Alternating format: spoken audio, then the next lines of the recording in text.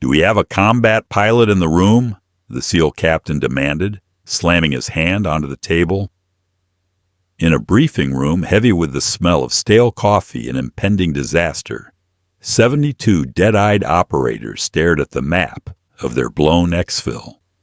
The only answer was the scrape of a chair from the back row as she stood up. The Tactical Operations Center was a plywood shack masquerading as a command post, buried under 3 feet of sandbags and a relentless baking sun. Inside, it was a tomb. The air conditioning unit had given up 2 days ago, leaving the air thick with the smell of scorched electronics, dried sweat, and the sharp metallic tang of adrenaline. Nobody was talking. The only sound was the rhythmic, agonizing hiss of radio static bleeding from the comms console.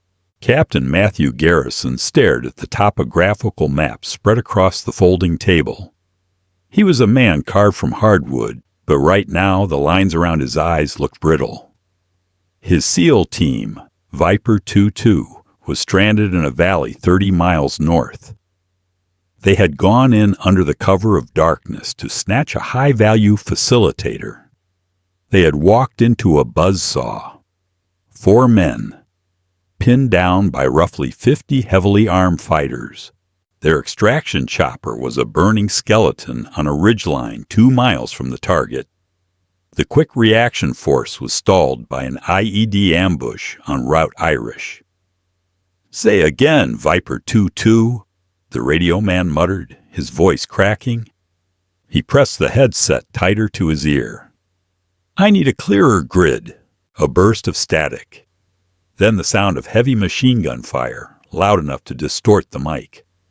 A voice, ragged and out of breath, bled through the speakers. "Grid is 094. They're walking mortars in, TOC. We have maybe 20 mics. Where's our air?" Garrison closed his eyes. He looked up at the air liaison officer, a sweaty lieutenant who looked like he hadn't slept since Thursday. "Fast movers are grounded," the lieutenant said, his voice dropping to a whisper. "Sandstorm out of the east. The only thing on the tarmac that can fly in this soup and provide close air support is the Warthog. But Miller caught shrapnel in the thigh on his way back from the last sortie. He's in surgery. We have the bird. We have the bombs. We don't have a driver."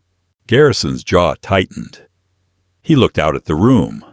Dozens of men, rangers, support staff, logistics officers, killers, all of them, but useless right now. You couldn't hand a rifleman the keys to a $30 million titanium bathtub and tell him to provide danger-close air support. "Command is scrambling a crew from Bagram," the lieutenant added uselessly. "They'll be here in 2 hours. They'll be dead in 20 minutes, Garrison said. His voice wasn't a shout. It was dead level. That was worse. He leaned his knuckles on the map. He raised his head, scanning the shadows of the TOC. "Listen up," Garrison barked, the command voice cutting through the hum of the dying generators. "I have 4 men bleeding out in the dirt. I have a fully loaded A-10 Thunderbolt sitting on the runway. Do we have a combat pilot in this room?" Silence. It was heavy, suffocating. The infantrymen stared at their boots. The comms guys stared at their screens. In the back corner, half hidden by a stack of MRE boxes, a lone figure was sitting on a folding chair. She was wearing mismatched desert camis. Her hair was pulled back into a messy, dust-caked braid. She didn't belong to this unit. She was a transient, dumped off at the FOB 3 days prior, after her own transport went down with mechanical failure. She had spent the last 72 hours drinking terrible coffee and waiting for a ride out of hell. Her name was Major Hannah Hayes. Hannah looked at the paper cup in her hands. The coffee was cold. She could hear the radio crackle again. Another burst of frantic gunfire, Another voice begging for rain. She was exhausted. Her lower back throbbed from sleeping on a canvas cot. She was supposed to be on a C-17 back to Ramstein right now. She had done her tours. She had flown her hours. She owed this desert absolutely nothing. The metal legs of the folding chair shrieked against the concrete floor. Heads turned. Garrison blinked, his eyes narrowing to slits. Hannah stood up. She didn't salute. She didn't puff out her chest. She just walked to the front of the room, her boots crunching softly on the sand-dusted floor. She stopped at the table, looking down at the map, then up at Garrison. "I'm rotary wing by trade," Hannah said. Her voice was quiet, lacking any dramatic inflection. "Apache driver, but I transitioned to fixed wing 4 years ago. I've got 800 hours in the A-10. Garrison stared at her. "Who the hell are you?" "Major Hayes, 1st Cavalry." She pointed a grease-stained finger at the map. "Show me the grid." The sweaty lieutenant stammered. "Ma'am, you aren't cleared." Hannah didn't even look at him. She kept her eyes locked on Garrison. "Captain, in about 15 minutes, your men are going to be overrun. I can get that warthog in the air in 5. I don't care about clearance. I care about the radio frequency your boys are broadcasting on, and I need to know if the 30-millimeter cannon is loaded." Garrison searched her face. He was looking for hesitation, for bravado. He found neither. He just saw a tired woman who knew exactly what the cost of failure looked like. "Cannon is hot," Garrison said, pushing the map toward her. 1,150 rounds of depleted uranium. 2 AGM-65 Mavericks on the racks.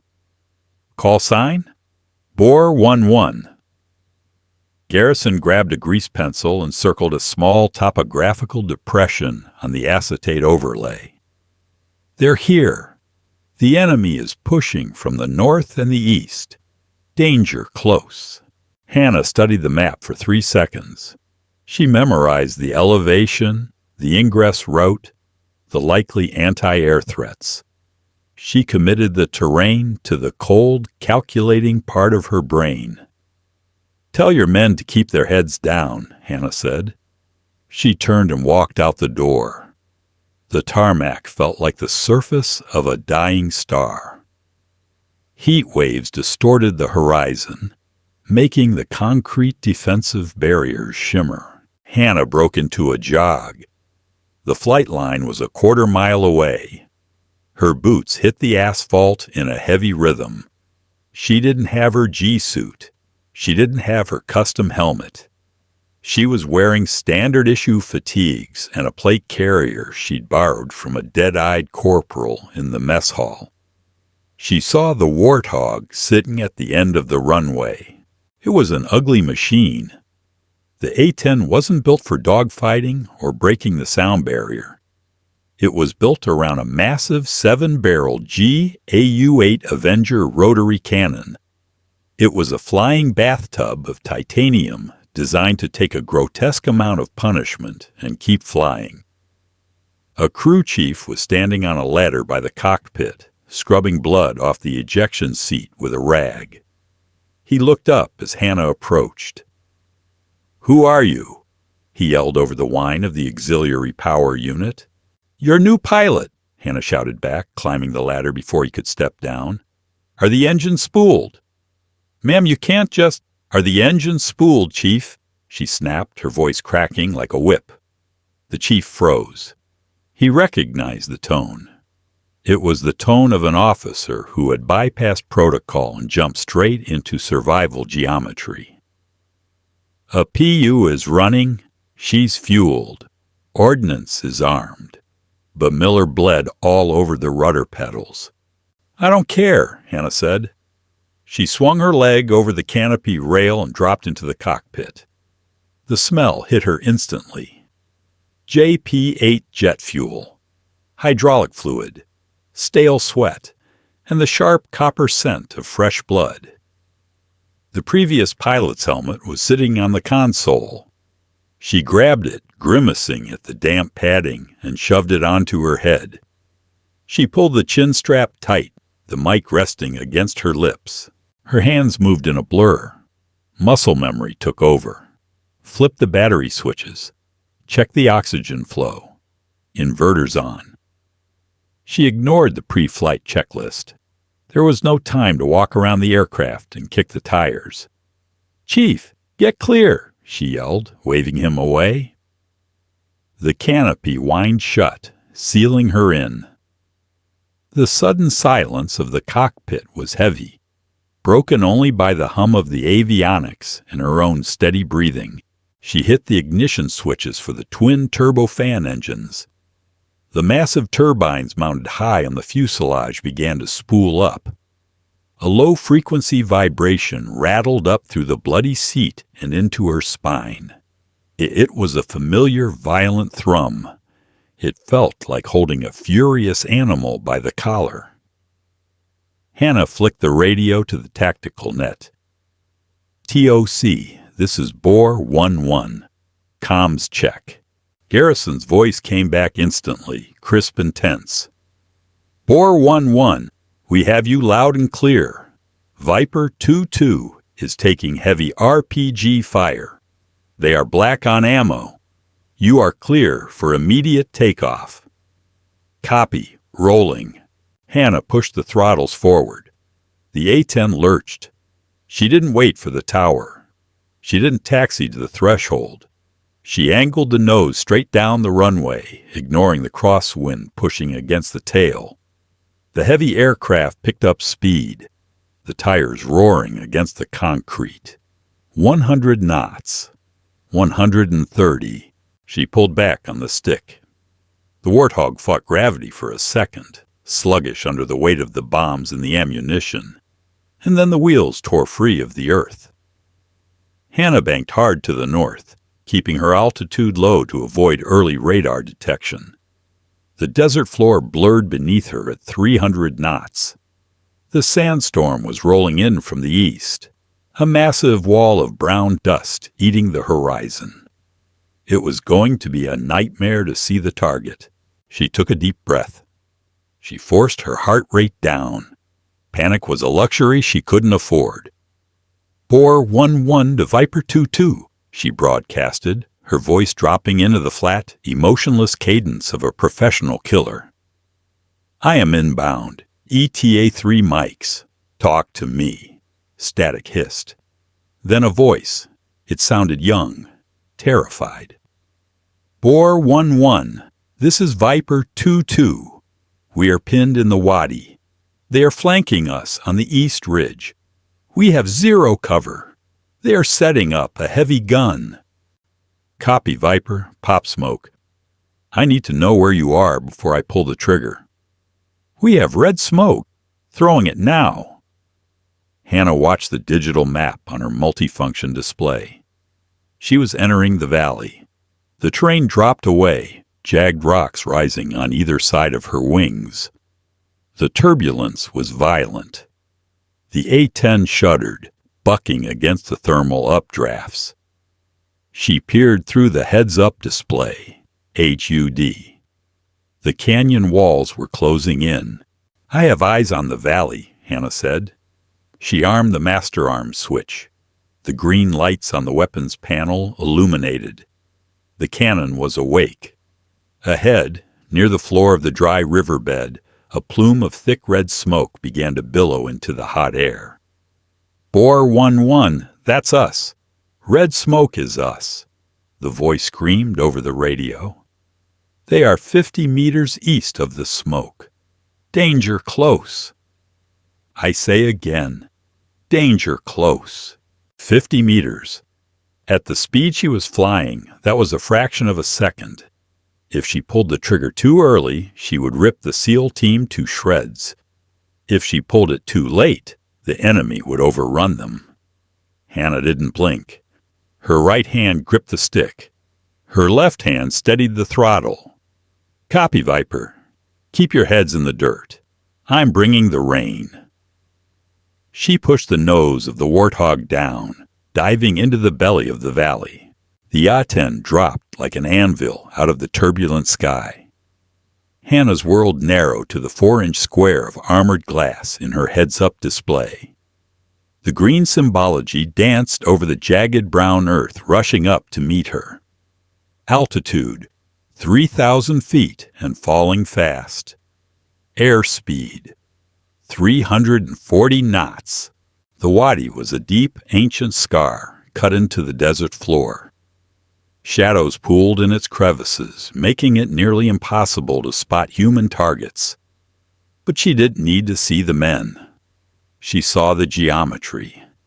There was the red smoke, bleeding a thin, anemic trail into the crosswind. The SEALs were huddled behind a cluster of boulders directly beneath it. "They're cresting the ridge." The voice on the radio, a petty officer named O'Neill, judging by the call sign block, was frantic. "East side. They have a DSHK setting up on the berm." "I have the berm," Hannah replied. Her voice was flat. Emotion was a distraction. She kicked the left rudder pedal, sliding the nose of the warthog a fraction of a degree. The Pipper, the targeting reticle in her HUD, drifted over the rocky outcropping 50 meters east of the red smoke. Muzzle flashes winked from the rocks. Tiny, frantic sparks. They were firing down into the wadi, pouring hate into Viper 2-2's position. Now, the math. The GAU-8 Avenger cannon isn't just a gun mounted on a plane. The plane is an accessory built around the gun. It fires 30mm depleted uranium armor-piercing incendiary rounds. They are the size of milk bottles. They travel at 3 times the speed of sound. "Viper, danger close," Hannah transmitted, her thumb resting on the red weapon release button on the stick. "Keep your faces in the dirt." She didn't wait for an acknowledgement. At 1,500 feet above ground level, she squeezed the trigger to the first detent. The warthog shuddered. It wasn't a vibration. It was a violent structural convulsion. 10,000 pounds of recoil force slammed into the airframe, instantly decelerating the aircraft. The nose dipped against the thrust. A solid sheet of white-hot flame erupted from the nose barrel, blindingly bright even in the desert sun. Inside the cockpit, it sounded like a chainsaw tearing through a corrugated tin roof. Brrrt! A 2-second burst. 130 rounds left the aircraft in a dense kinetic stream. Hannah pulled back hard on the stick. The G-forces hit her like a linebacker. Her flight suit compressed, her breathing hitched, and the blood rushed from her head, graying the edges of her vision. She grunted, tensing her core, fighting the physiological drain as the heavy aircraft clawed its way out of the dive. Below her, the earth simply ceased to exist. The 30mm rounds impacted the berm in a linear storm of pulverized rock, detonating dust and vaporized targets. The DSHK heavy machine gun, along with the rock outcropping it rested on, was instantly reduced to gravel. A localized earthquake tore through the enemy firing line. Before the dust even settled, the distinctive world-ending bellow of the gun reached the SEALs in the wadi. Hannah banked hard to the left, pulling 5 Gs to keep the aircraft tight within the valley walls. She checked her mirrors. Tracers were reaching up for her now. Angry, glowing green lines of anti-aircraft fire from the northern end of the valley. They were mad. She had their attention. Bore 1-1, good hits. Goddamn good hits, O'Neill screamed, his voice cracking with the sheer primal relief of a man who had just been handed his life back. Berm is neutralized, but they are shifting. North face. We have 20+ movers flanking left. Copy. Coming around. Hannah hauled the stick over. The A-10 groaned. It was a heavy, lumbering beast, and the valley was too tight. She was flying below the rim of the canyon now, navigating the dry riverbed like a canyon racer. The turbulence was bucking her head against the canopy glass. Suddenly, a loud crack echoed through the cockpit. The aircraft violently yawed to the right. A chorus of alarms instantly flooded her headset. The master caution panel lit up like a Christmas tree. Warning! Right engine oil pressure. Warning! Hydraulic system B. The automated female voice, the infamous Bitchin' Betty, spoke with infuriating calm over the blaring claxons. Hannah glanced at the engine gauges. A 12.7 millimeter round had punched clean through her right wing root and severed a hydraulic line, grazing the right turbofan. Pressure was dropping to 0. "Shutting down the right engine," Hannah muttered to herself, her hands a blur of practiced motion. She pulled the right throttle to idle, killed the fuel feed, and hit the fire extinguisher switch just in case. The massive right turbine spooled down. The A-10 immediately tried to roll over and die. She stomped on the left rudder, fighting the asymmetric thrust. Her arms burned as she physically wrestled the flight stick. The Warthog had manual reversion, a mechanical backup of cables and pulleys that allowed it to fly even when the hydraulics bled out. It meant she was no longer flying a high-tech machine. She was driving a flying dump truck with no power steering. "Bore 1-1, did you take a hit?" The TOC broke over the radio. Garrison's voice, sharp, concerned. "I'm flying heavy, TOC," Hannah grunted, her teeth gritted as she forced the nose up. "Right engine is dead.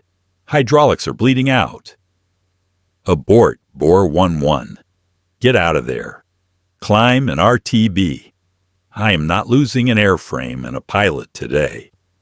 Hannah looked at the HUD. She was fighting the plane, but she still had the valley in her sights.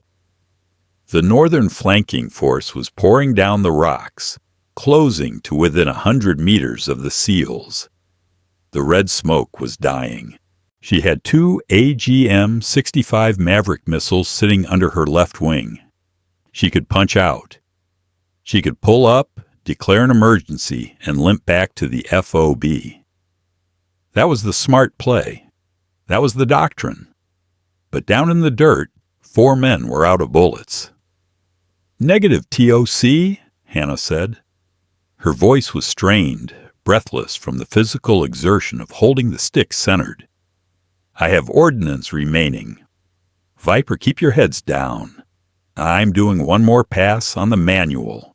Major, that's a direct order to—" Hannah reached up and clicked the radio off. Garrison was a good captain, but he wasn't in the cockpit. She brought the A-10 around. It fought her every inch of the way. The controls were sluggish, heavy like they were cast in concrete. She lined up the nose with the northern slope. She switched her weapon selector to the Mavericks. An infrared camera on the nose of the missile fed a grainy black and white image to her right multifunction display. She didn't have time to acquire individual targets. She aimed for the center of mass, a large cluster of heat signatures moving aggressively down the rock face. She slewed the targeting crosshairs over the cluster. The system chirped, a solid tone. "Lock on." "Rifle," she whispered. She hit the weapon release. A blinding flash of rocket motor ignited under her left wing. The Maverick shot off the rail, a streak of white smoke accelerating at Mach 1 directly into the canyon wall. 2 seconds later, a massive fireball blossomed against the northern slope. A shockwave rippled across the desert floor, turning the advancing fighters into ash and memory. The sheer concussive force of the 200-pound warhead triggered a localized rock slide, burying the approach. Hannah didn't stay to watch the damage. The recoil of the missile leaving the rail threw the unbalanced A-10 further out of trim. She grabbed the stick with both hands, hauled back, and firewalled the remaining left engine. The wounded Warthog cleared the canyon rim by less than 50 feet, the belly scraping the thermal updrafts as it finally broke out of the valley. She clicked the radio back on. Viper 2-2. North face is closed. How's your perimeter? Static hissed. For 10 agonizing seconds, there was nothing. Then, O'Neill's voice. Exhausted. Hollow. Alive. Perimeter is secure, Boar 1-1. They are falling back. We have a lull. We are moving to the secondary exfil point. Hannah slumped back against the blood-stained seat. The adrenaline was evaporating, leaving behind a cold, sickening fatigue. Her arms were trembling. Copy, Viper. Have a good walk. She turned the nose south. It was time to go home. The flight back was an exercise in slow, agonizing mechanical failure. The A-10 bled hydraulic fluid from its severed lines. The right engine pod was a charred dead weight dragging the right wing down. Then came the storm. The weather officer's promised sandstorm had finally swallowed the forward operating base. Hannah hit the wall of dust 20 miles out. It was a 3,000-foot tidal wave of churning brown earth. She flew straight into it. Instantly, the sun vanished. The canopy glass sounded like it was being sandblasted. Visibility dropped to absolute zero. Vertigo set in immediately, her inner ear screaming that the plane was inverted. Trust your instruments. She locked her eyes on the artificial horizon indicator. It was the only thing standing between her and a high-speed impact with the dunes. Boar 1-1, TOC. Do you read? I read you, TOC. I'm in the soup. Zero visibility. Give me a vector to the threshold. Turn heading 190. 5 miles out. Crosswinds are at 40 knots. It's bad down here, Major. It's not great up here either. Her right leg shook from holding the rudder pedal down against the dead engine's drag. Manual reversion in turbulent air was like wrestling a falling safe. 3 miles. 2. She dropped the landing gear. Thunk! Thunk! The 2 main wheels locked. The nose gear didn't. The green indicator light flickered, then died. TOC, I have an unsafe nose gear indication. Coming in anyway. Get the crash trucks ready. Crash trucks standing by. You are over the fence. Suddenly, the strobe lights of the runway threshold cut through the brown gloom. They were moving too fast. She was coming in heavy, and the crosswind was violently shoving her to the left. She kicked the rudder, crabbing the nose into the wind, fighting the sluggish controls. 50 feet. 30. 10. She cut the throttle. The right main gear hit the concrete first with a bone-jarring crunch. The left wheel slammed down a fraction of a second later. The heavy aircraft bounced once, then settled. Hannah eased the nose down. She prayed the strut would hold. The nose wheel touched the tarmac. The metal groaned, protesting the weight without hydraulic pressure. But it held. Brakes, brakes, brakes, she muttered, standing on the toe pedals. Without hydraulics, the anti-skid system was dead. The tires instantly locked. A massive cloud of white smoke erupted from the undercarriage as the rubber burned across the runway. The A-10 swerved wildly toward the concrete defensive barriers. Hannah fought it. She wrestled the stick and rudder, forcing the beast to stay on the concrete through sheer physical leverage. The warthog finally ground to a halt, less than 100 feet from the runway's end. She reached forward and killed the battery switch. Bitchin' Betty finally shut up.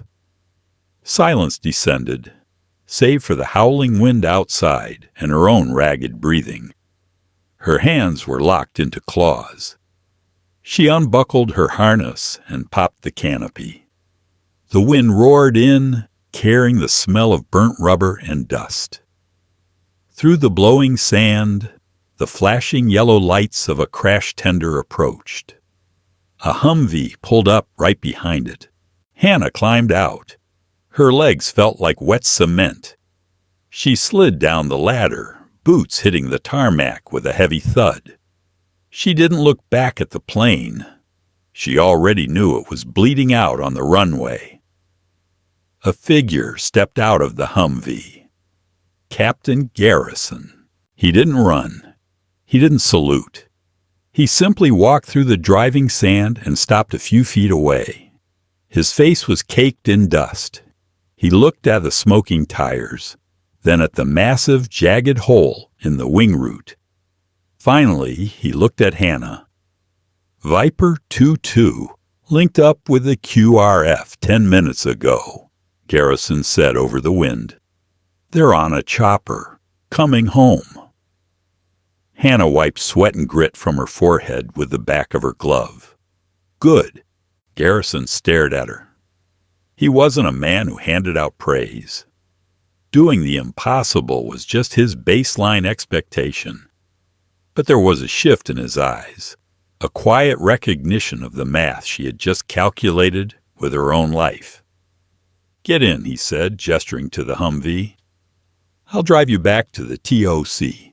10 minutes later, the heavy metal door of the Tactical Operations Center scraped open.